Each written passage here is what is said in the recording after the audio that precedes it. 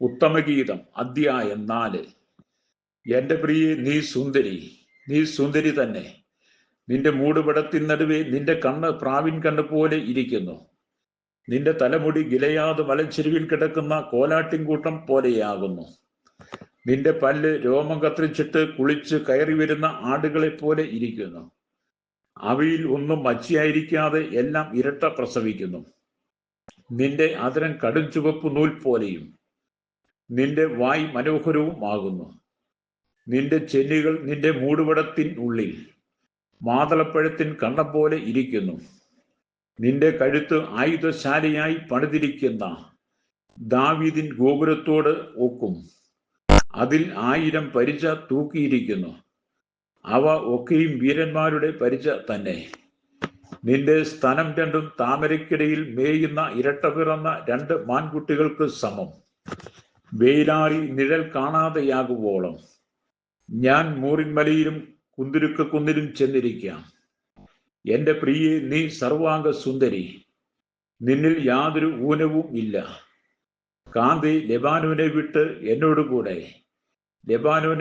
എന്നോടുകൂടെ വരിക. അമാനാമുകളും Senir Hermon കൊടുമുടികളും സിംഹങ്ങളുടെ ഗുഹകളും പുലികളുടെ പർവ്വതങ്ങളും വിട്ടുപോരുക. എന്റെ സഹോദരി, എന്റെ കാന്തേ, നീ എന്റെ ഹൃദയത്തെ അപഹരിച്ചിരിക്കുന്നു. ഒരു നോട്ടം കൊണ്ടും കഴുത്തിലെ മാല കൊണ്ടും നീ എന്റെ ഹൃദയത്തെ അപഹരിച്ചിരിക്കുന്നു. എന്റെ സഹോദരി, എന്റെ കാന്തേ, നിന്റെ പ്രേമം എത്ര മനോഹരം! വീഞ്ഞിനേക്കാൾ നിന്റെ പ്രേമവും സകലവിധ സുഗന്ധവർഗത്തെക്കാൾ നിന്റെ തൈലത്തിന്റെ പരിമളവും എത്ര രസകരവും!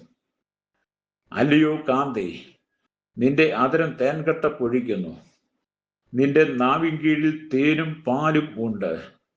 നിന്റെ വസ്ത്രത്തിന്റെ വാസന ലെബാനോന്റെ വാസന പോലെ ഇരിക്കുന്നു.